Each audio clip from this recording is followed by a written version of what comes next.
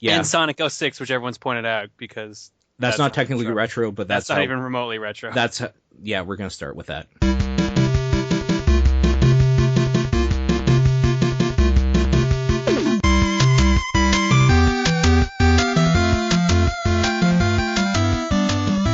Welcome back to Retro Killscreen. As always, I'm Paul, and with me is John.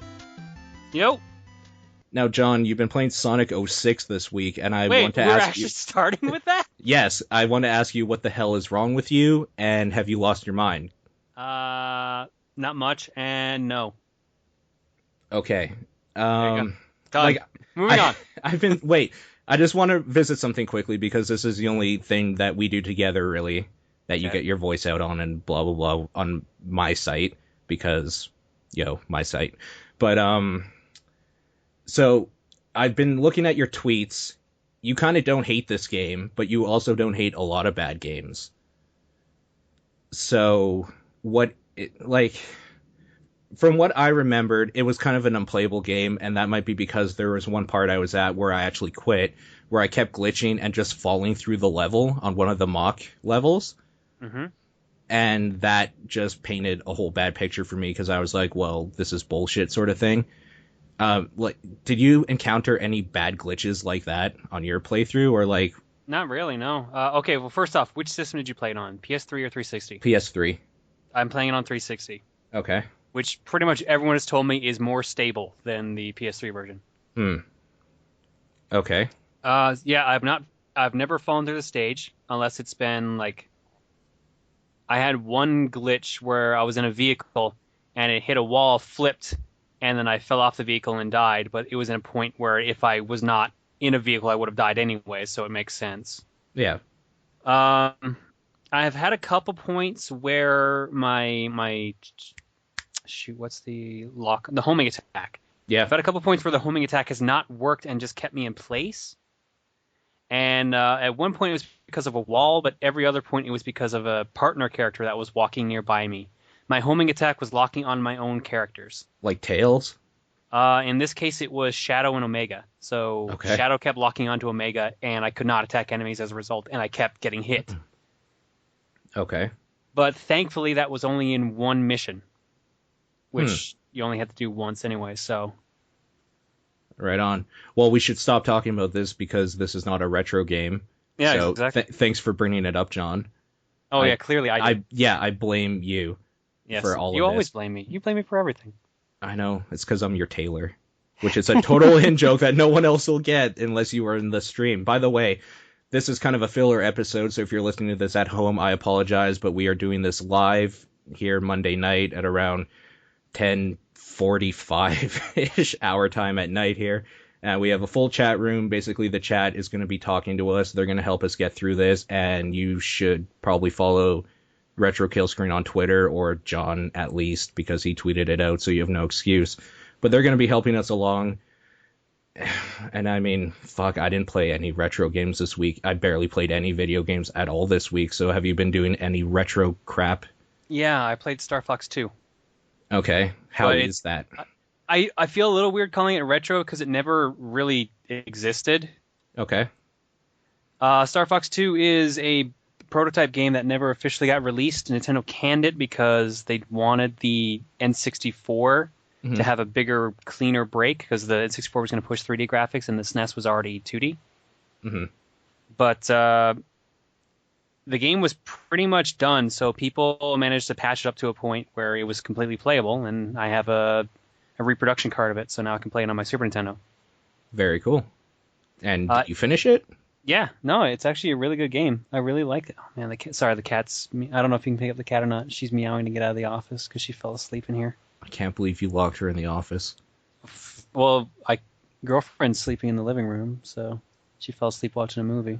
Oh. I almost want to ask what movie, but we already started off on a tangent. We probably shouldn't have. Pretty much. Duchess. Actually, fuck it. What movie? I don't know. Oh. Sorry. Well, that was That's why I was super hoping you would anticlimactic. Sorry. Yeah, okay. She just picked something on Netflix. Are you a big fan of the Star Fox series? Yeah, actually. But I have not really enjoyed many of the newer games, I guess. Okay. As in, that Like, Star Fox 64 ish. no, I like Star Fox 64. I don't know Okay, many people who don't like Star Fox 64. what do you mean by newer? Because this is retro kill Well, screen. GameCube era and DS. Okay, I guess that technically still counts. I didn't play any of them after Star Fox 64, and even then, I got sick of Star Fox 64, even though my dentist's office had that, and I loved it back then. So Dentist's office had Star Fox 64. they had a TV set up with a Nintendo 64 and a Genesis, so a kind of weird combination of systems there, and they only had Sonic 1 on the Genesis and Star Fox 64. Man, I feel ripped off. My dentist had like highlights for kids, the book. That was it. And maybe Where's Waldo. Yeah. But like people had already circled where Waldo was, so it kind of ruined the book. But then, to be fair, also, like when you would go in to the dentist's office, they also had the chair that would go back and then a TV built in the ceiling, so while they're like killing you, you're able to watch TV. And they had it set on Friends, so I had to Not our place. I had to watch Friends on television while I was getting my teeth picked at and my gums bleeding everywhere because of the sharp utensils and all that sort of thing. So, To be fair, Paul, no one told you life was going to be this way. never asked for this. I hate you so much. Your job's a joke, you're broke, your love life's DOA. It looks like you're always stuck in second gear. Stop it. When it hasn't been your day, your month, or even your year. I'll be there for you. Thank you, I appreciate that. I hate you so much. Holy Christ. Were you a big fan of Friends or something? No, actually, I didn't like the show. Oh, really? No, I like the song. No, the show was all right. Some of the characters are just irritating, Mm-hmm. which is funny because I like a lot of the actors. Who would you be in Friends? I think you would be David Schwimmer. Oh, probably, sadly. Maybe? Like, I'm just trying to think. Like, I think Nathan would probably be Joey. I can't remember his name. Matt LeBlanc. Yeah. Yeah, I think Nathan would definitely be Joey. Like, Third guy, like I remember, like Sean would be Chandler, I I guess. guess. I don't know. Matthew Perry's in this new show, Go On. I actually really like it. It's not bad. Yeah, I have no idea what that is. I don't have TV. Okay. It reminds me a bit of Community. In a good way? Good way, yeah. Okay. I might have to check this out because I do like Community, even though they kind of killed it by getting rid of Dan Harmon. But whatever. I've seen very little of Community, but I saw the paintball episode, which was pretty awesome Mm-hmm. because it had both a Rambo 2 parody and a Die Hard parody in it, which officially makes it the best episode. Diotem Repris. Oh my god, I can't pronounce names or say names tonight. I'm exhausted. But he says also, why are you talking about sitcoms? Because it's live! Because it's live, Retro Killscreen, blah, blah, blah. Okay, well, someone actually had a question for me here. They said, it was like, Rogue Ninja Hanamaru says, so John, I hear you like Legend of the Dragoon. Mm-hmm. Have you played that? I have it, but, well, I bought it when I was with you. We were at Cash Converters, and I got it for like $10. Oh, right, I forgot I was there. But I haven't ever played it, no. It's still sitting on the shelf.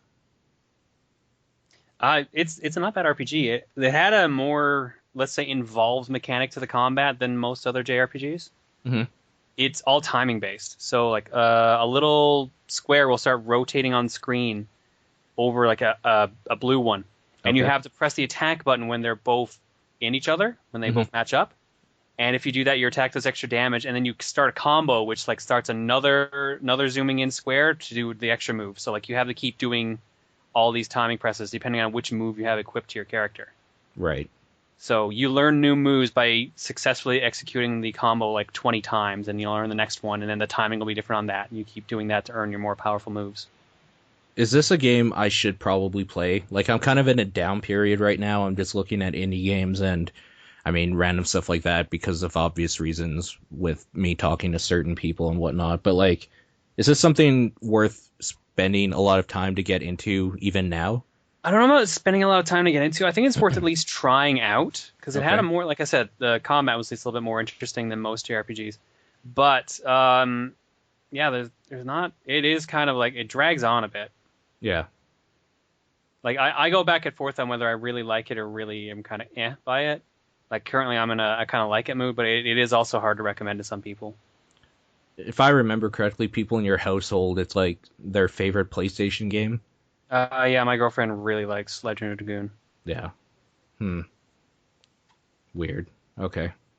Yeah. I mean, I should probably get into it because I keep hearing it's great from everybody that's played it.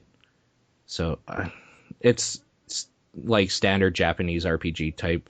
Yeah, I think it's actually like Sony made, like it was in-house Sony, Mm-hmm. which I think that might be the only JRPG Sony's made. Yeah.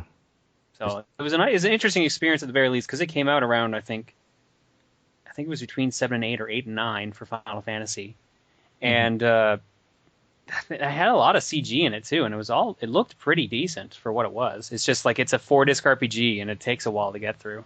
Yeah. Yeah, that's the same reason I don't revisit the Final Fantasy games I liked. I still need to sit down and play 9. And 10. Well, I need to finish 10. Oh, you need to finish 10. Gotcha. Actually, I've played 10, but I just never finished it. Do you remember what part you got to? Oh, I remember. It's still very early in the game. I got Oh, to the okay. first Blitzball town. You know, when you just got taught the jet shot. Oh, wow. Okay. Yeah. I stopped because I think I started playing Metal Gear Solid 3 Subsistence Hmm. or God Hand. Either way, Either you way, traded up. yeah. So I think that's probably okay. I don't know what I played at 10 I liked, although for like the awkward like the Tidus laugh scene and everything. Ha ha ha ha Ha ha. ha ha ha ha ha ha. Yeah. So Turbo T Moses in the chat asks favorite underrated GCN game that wasn't Luigi's Mansion. So apparently Luigi's Mansion either wasn't a favorite or it wasn't underrated. I can't tell what he means by that. Like favorite underrated GCN game was Eternal Darkness underrated because I really liked it. Um, it's cherished pretty fondly, so I don't know. Is it actually, or is it like a niche type cherish, like a cult following? I think it's a cult following. Okay. So that probably still counts? Like, you probably can't say any Nintendo product, right? Because a lot of people love the Nintendo products It on that game. depends. Some of the GameCube Nintendo games got slammed pretty hard. Like a lot of people didn't like Wind Waker when it came out. A lot of people didn't like Super Mario Sunshine. Hmm. Luigi's Mansion, obviously. Pikmin was hit or miss, but obviously it got a sequel. Hmm. Kirby's Air Ride was also hit or miss. Oh, That actually that's right. that probably would have been my choice. Actually, would be Kirby's Air Ride. Okay. Hmm. Like, what were the really popular favorite ones then? I'm just trying to think. Probably Melee. Yeah, Melee was Okay. like the system seller. And, like, Metroid Prime, maybe Um, Resident Evil 4. Resident Evil 4 was the system seller for me. That's why I say that. Yeah. I'm trying to think of what else was really good on there. Killer 7, but that was multi-console. Star Wars Rogue Leader. Yeah, Rogue Squadron 2. I think Twilight Princess is pretty underrated, and I really like that game, even though everyone seems to hate it. So maybe I'll say that. People are easing up on it now that Skyward Sword's out. The Zelda cycle seems to be everyone hates the current Zelda game until the next one comes out, then they love it. The Zelda effect. Yep. Yeah. Is it actually called the Zelda effect? Is that the official term? I don't know if it's an official term, but I know specifically NeoGAF, they have a field day every time a new Zelda game comes out because there's always a bunch of threads that are like, yeah, that last one was good, this one sucks. And it's like, it's not even what. So it's like the Sonic cycle. No, I think the Sonic cycle is Sonic game. That's the Sonic cycle. Oh, no, you've heard of the Sonic cycle, right? No, I guess not. Okay, so I Sonic guess cycle. I thought people didn't care enough about Sonic to actually give it a cycle. No, they're actually. This has been a well-known thing for years. I think it's started easing off lately since Generations was pretty good. Hmm. But every time a new game would get announced for Sonic, everyone would get super excited. It's like, oh, this will finally change the series. Like they won't have any more characters. It'll just be Sonic. Blah blah blah. And then slowly, like they'll start releasing more information. Like, oh, Tails is in it. Oh, and so's Amy, and so's Knuckles, and so's Shadow, and everyone's like, oh, or there's some other quirk about the game they hate. And then by the time the game comes out, everyone hates it and doesn't want to play it. But then the next game gets announced right away, and everyone gets hyped for that one. It just keeps repeating over and over again. Like it's a cycle of depression for Sonic fans, which has been getting less and less effective lately because they've been on an upswing for a while now. Hmm. Hmm. Okay, well, I guess moving on, Damon Kadumaru asks, which one would you play on your PS1, Crash or Spyro? I'm gonna say Crash because I played the shit out of Crash, and I don't really know why. Maybe because it was the game I got with the system. I've never actually played either of the games. I've never played any Crash games, never played any Spyro games. I've watched people play both, Hmm. both in person and online, but I've never actually officially played them. I think I would play Crash Bandicoot. Yeah, yeah, that seems more your style. It might be a little bit easy after like some of the stuff that's come out with 3D platforming since, but Yeah. I don't Like, know. I grew up, all my friends were pretty much Nintendo or Sega people, Hmm. and I was the same. Like, people, no, I knew no one. I knew one guy, sorry, with a PS1, and whenever we'd go to his place, we played Metal Gear Solid and SmackDown 2. Hmm. So, like, we never ended up, or and Twisted Metal. So we never actually played like Crash or Spyro or anything like that. Twisted Metal's great. Twisted Metal was pretty good. Yeah. And also a follow-up question they asked right after, original Mega Man or Mega Man X? Mega Man X. X, Yeah. easily. Yep. They just innovated on a classic style with the times so perfectly in X that, I mean, I still play to this day periodically. I don't I always find play myself going again. to X1 though, and not X2 or 3. Do you? What's that? I always find myself going back to X1 and not like 2 or 3. No, Or totally. even the PS1 ones. Every now and then I might want to play X4 because you can play a 0. Yeah. No, I totally go to X1 as well. Every time. I I kind of forget that X2 and 3 even exist, to be completely honest. I don't know why. Whatever, I guess. I don't know. They were both alright games. 3 was pretty good. Yeah. Except for fighting that Captain America Sigma. I hated that. Yeah. Fuck. Yeah. I completely agree. Enigmatic Fade asks, have either of you by any chance have any of you had any experience with a PlayStation 2 iToy? Mm, besides random demos at stores, not really. Yeah, I never did either, but I never really cared about any of the games. I have like the PlayStation I for the PS3. I don't know if that counts. Like I know we're talking retro, but it's essentially the same idea, right? The only game I remember on the PS3 kind of interesting me was that I had Judgment, but I knew no one with enough of the cards to actually make it interesting or want to play it. Did you have Eye of Judgment? I have it here somewhere, but I have not seen the actual disc in a while. Dude, let's play it. If I can find it, I I, think s- it's probably stored in a box somewhere. I still have the disc and the stand and everything, even the little mat. I gotta find my cards. Yeah, because I'm looking at my. No, wait, there's the disc. See, I see my copy of By Judgment, but I don't see where my cards are. We should That's probably. totally do it. No, I probably know where that. Yeah, you know what? Let's try that out. Let's do that. Yeah, we should I heard it's probably kind of stream like it. Triple Triad. We should stream it too. We They're should. right. Agreed. We should do this. Okay. We'll talk after the recording's done, maybe. All We'll set something up where we play a fucking card game on the PlayStation 3. Why not? Why not? Yeah, I mean, maybe going back to Mega Man. I played Mega Man X recently, actually, and Sigma is still kind of a bitch at some points. It just seems like I get the worst luck sometimes. Like, I know On Final Form or like Final his Form. lightsaber form. Okay, I was gonna say his lightsaber form's got a really easy pattern. Yeah, I mean, go up the wall and then down. Yeah. Yeah, that's not an issue. I always seem to get hit by his stupid hand lightning bolt things because I think, okay, well, it's done, and it's like bam, bam, bam, bam, bam, and it's like, oh, great. Do you try to just fully Buster Charge shot him, or do you use Rolling Shield? Rolling shield. Okay. Why? What do you do? I usually use Rolling Shield as well, but every now and then I'll just use full Charge Buster Yeah. or whatever. Was it full Charge Buster or just the Blue Shot Buster that would damage him? I can't remember. I think it was blue shot.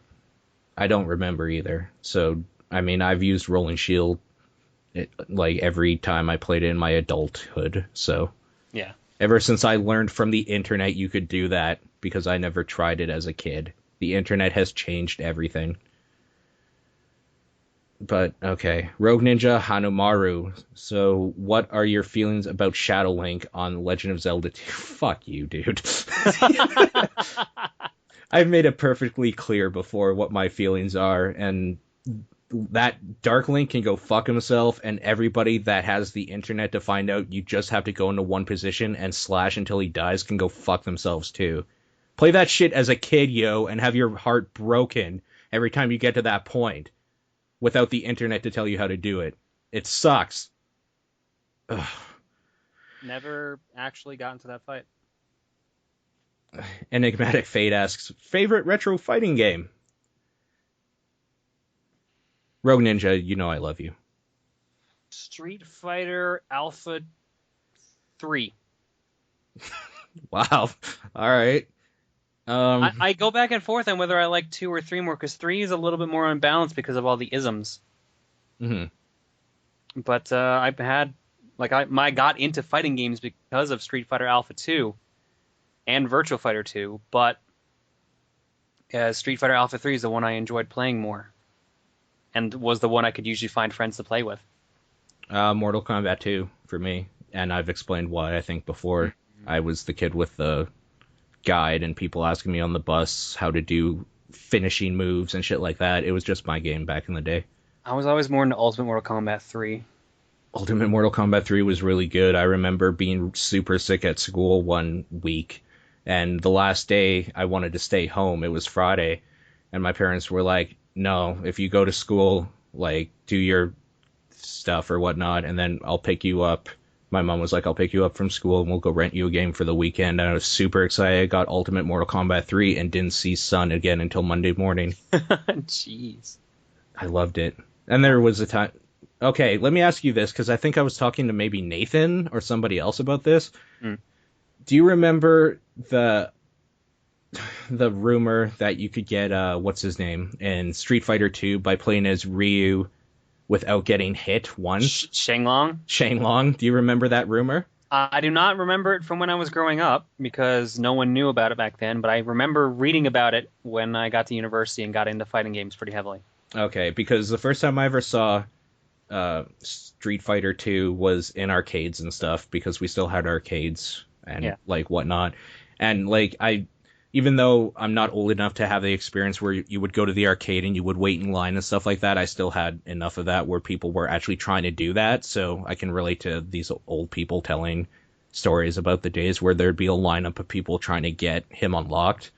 And so like I was into this whole idea, and my cousin came over once and we spent all night playing through that game on the Super Nintendo trying to do it, and we never did.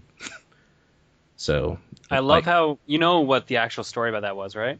No idea. I don't know the backstory to it at all. It was just a thing I heard in the arcade, and then it's like, hey, let's stay up for 16 hours and try this. It was an EGM April Fool's hoax.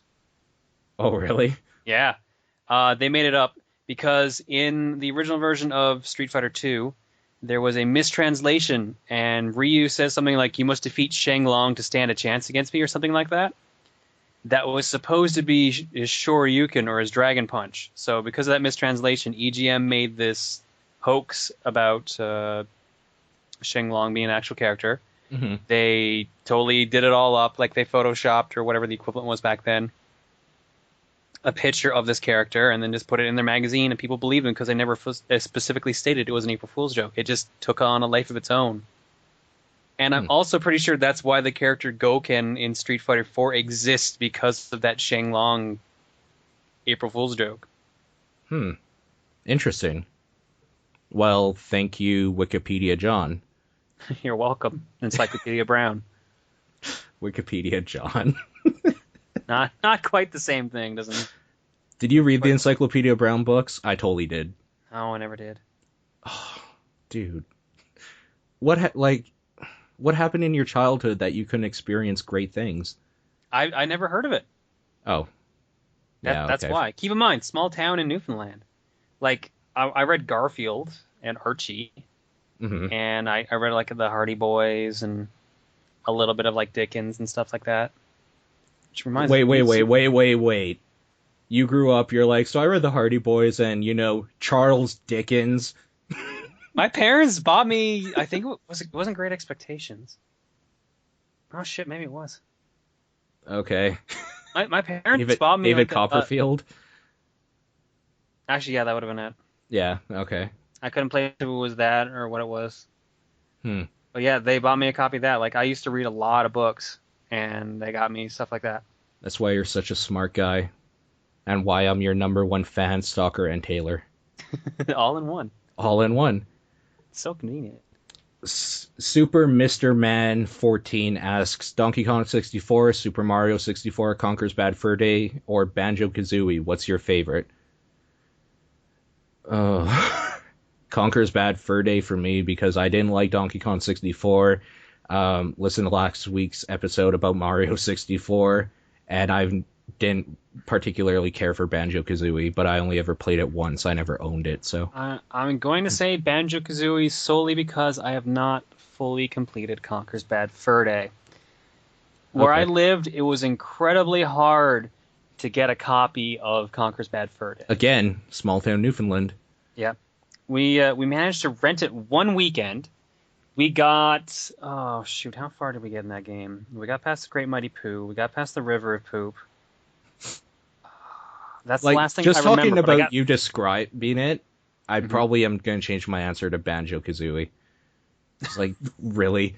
Conker was completely immature, which is why it was so good for the time, because no one Yeah. did anything like that. I know, it's just one of these things that in retrospect, it's like, oh, well, like, when you remind me about that, like, yeah, anyways. I remember, like, me and my friend G, we used to play a bunch of the multiplayer of Conker. Like, it was fun running around with the katana, just slicing people and jumping around like crazy. Hmm. But yeah, like, I have completed Donkey Kong 64 in full, which is why I am not choosing Donkey Kong 64 as my choice, because once you do that, you never really want to play that game again. You never go back. So it's the opposite of black. Yes, exactly. It's Or more of wait. a yellow. It's more of a yellow. Yeah, I'm just trying to think how that works. Once you go black, you never go back. Yeah. And you also never go back to... Okay, so it is... This is going to go real bad if we keep talking about it, so we're going to move on. Probably stop. Yeah. Purple Sinky asks, which Mario Kart is your favorite? Ooh. Super NES. But I had a better time with Mario Kart N64 because I played it at my friend's house with a bunch of people all the time. So I had more fun with that, but I still like the SNES version better. If we're gonna go the one that I ended up playing the most, it's Wii. Okay. But if we're gonna go with the one that really got me heavy into the series, it's DS. Okay. So I guess I would probably say DS, because that was all I played a lot of that online, and at university, a bunch of us would always get together in the comp sci lab and play rounds of Mario Kart DS. It also has the advantage where, like, when you go to cons and stuff like that, you can pop it in and play with a whole bunch of random people. Yeah, no, I always keep Mario Kart 7 on hand just in case. Yeah, I think a lot of people do that.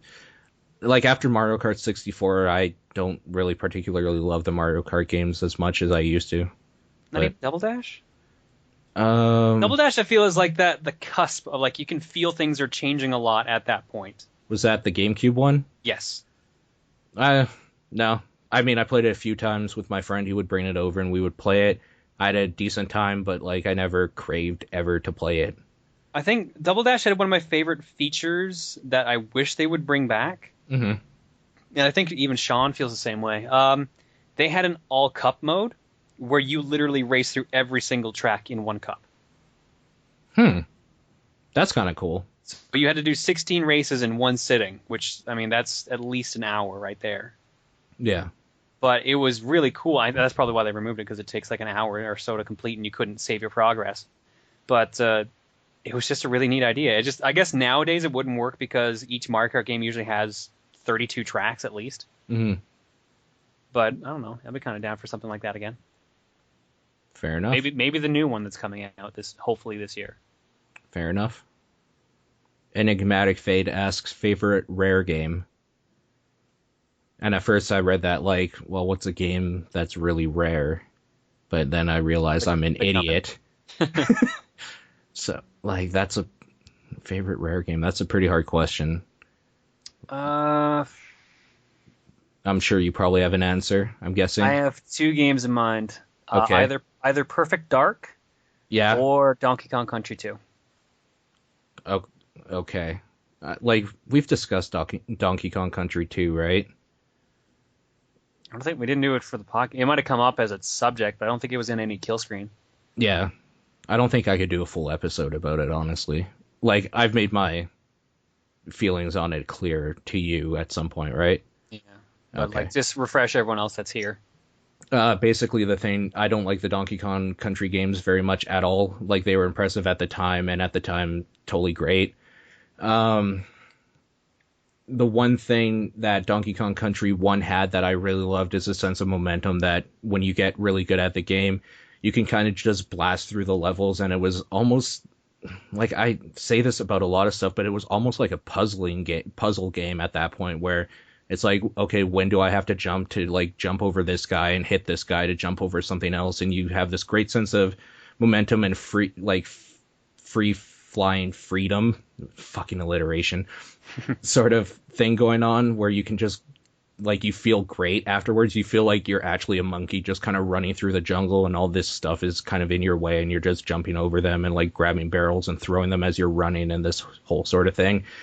Donkey Kong Country 2 made it much more about platforming and made it a lot harder and like the thing is, the way they made things harder is that they kind of restrict you in some of the levels and they put more obstacles in your way that get rid of that fun feeling I had. So that's why I don't particularly like it, even though, I mean, it was obviously technically a step up in a lot of regards. I just didn't find it as fun. Whereas I believe you were of a different opinion where you're like, no, it's better. Yeah, no, I think Donkey Kong Country 2 is a better overall game than Donkey Kong Country 1. Easily. Yeah.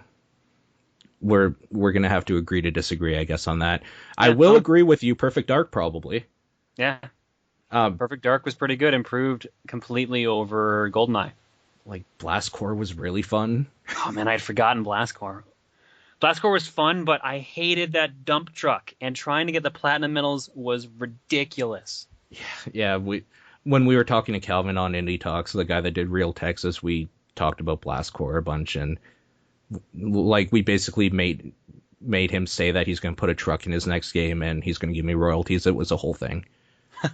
That's not actually going to happen. That's not a legal thing. So anybody listening, I'm not getting money if there's a dump truck in his next game. So moving on. Favorite Castlevania game says Celeste Kless 44. Of the Metroidvania style, I gotta go with... No, anything with Castlevania. Just go. Oh, anything with Castlevania. Yep, on the name.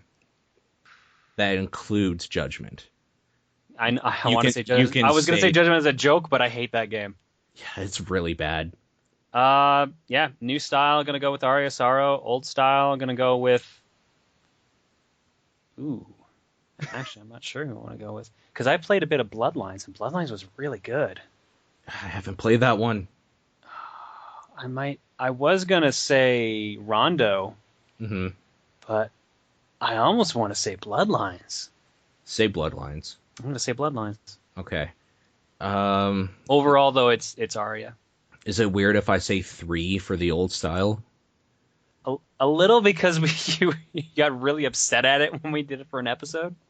Yeah, like, the thing is, from what I even remember in that game, or that episode, I wasn't saying it was bad, just that it was really hard, and maybe unfair.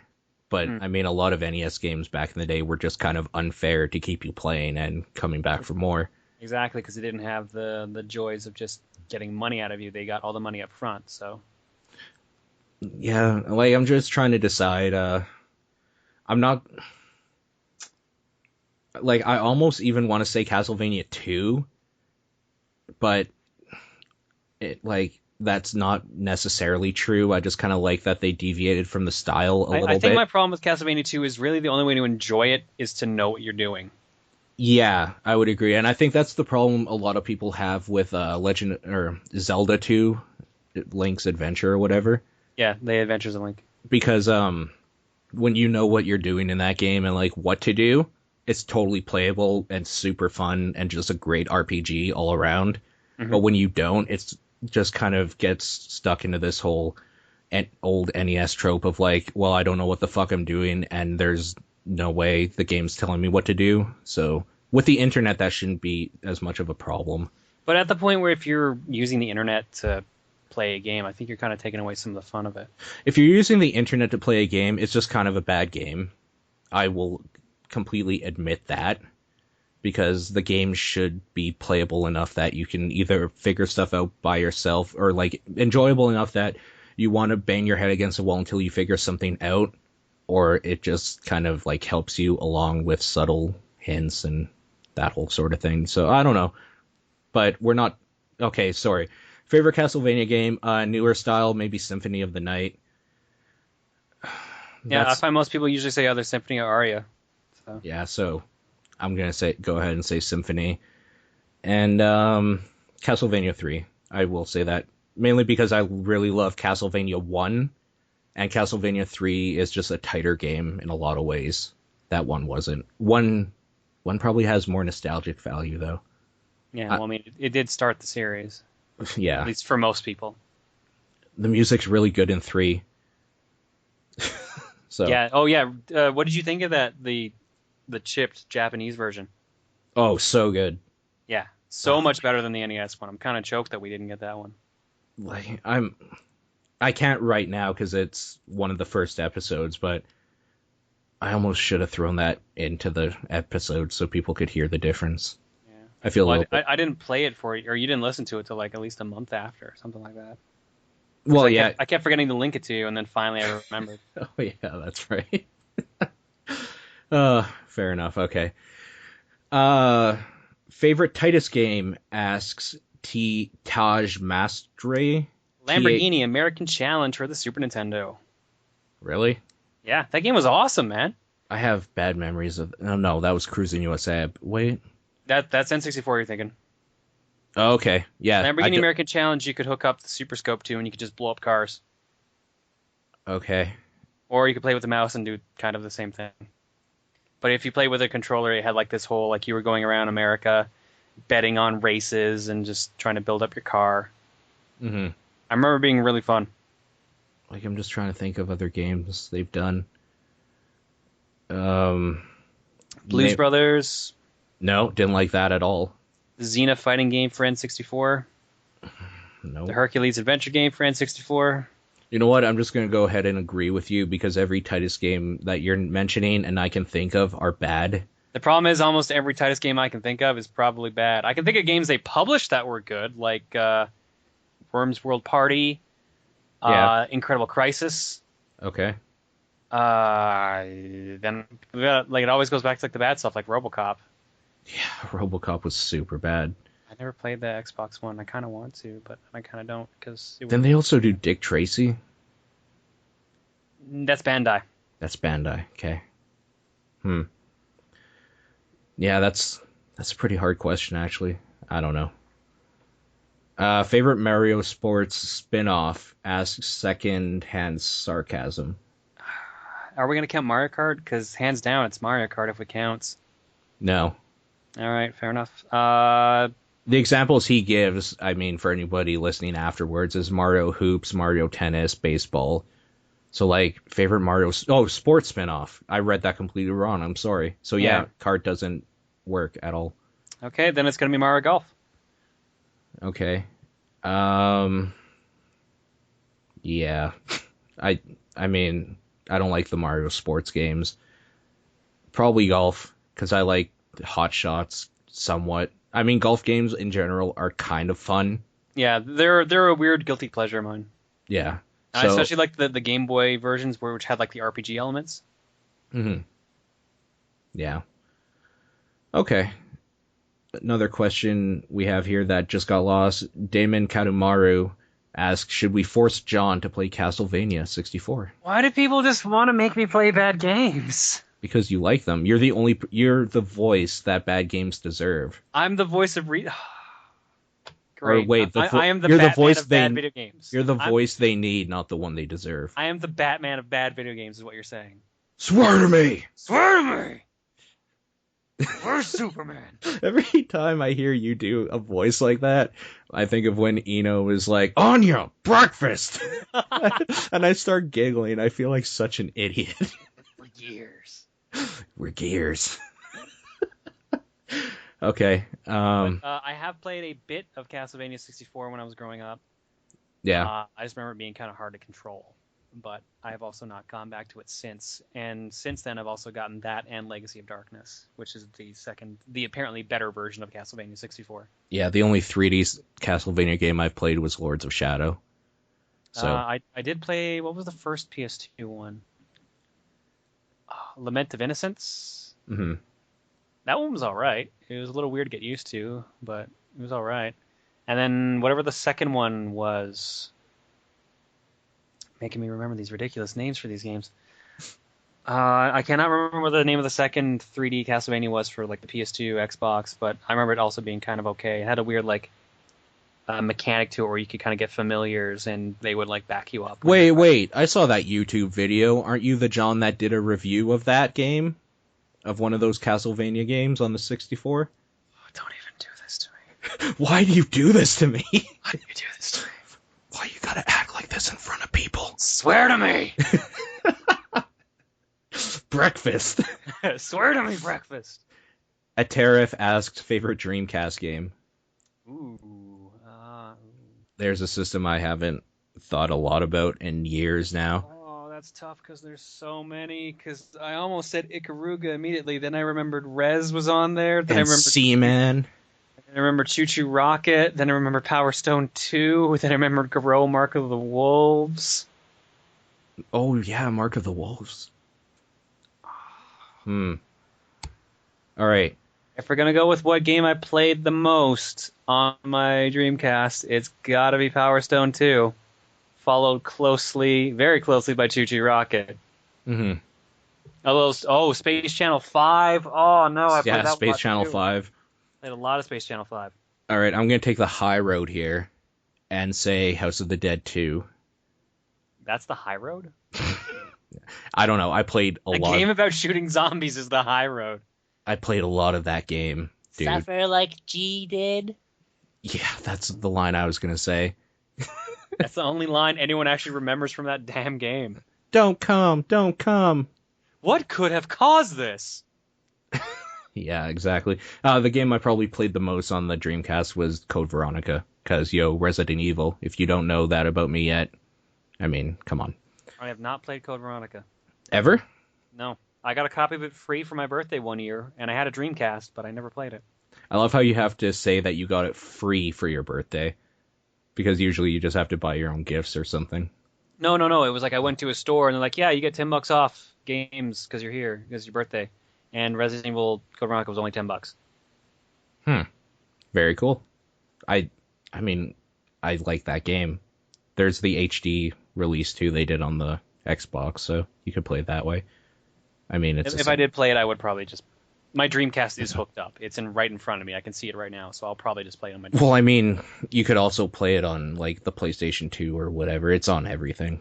So, it's... Too much. It was on the GameCube. It's not a hard game to play at this point, but, like, Resident Evil 4 for the GameCube, it was just kind of like, oh, well, I need to play this because Resident Evil, so I'm buying a system.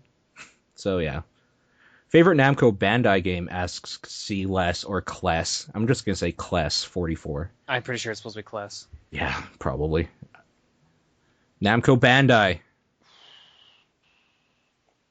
Namco's made so much crazy stuff. In a good way? In a good way, yeah. Okay. Some of the Gundam games, actually, I've had a lot of good times playing the Gundam. I've never played a Gundam game.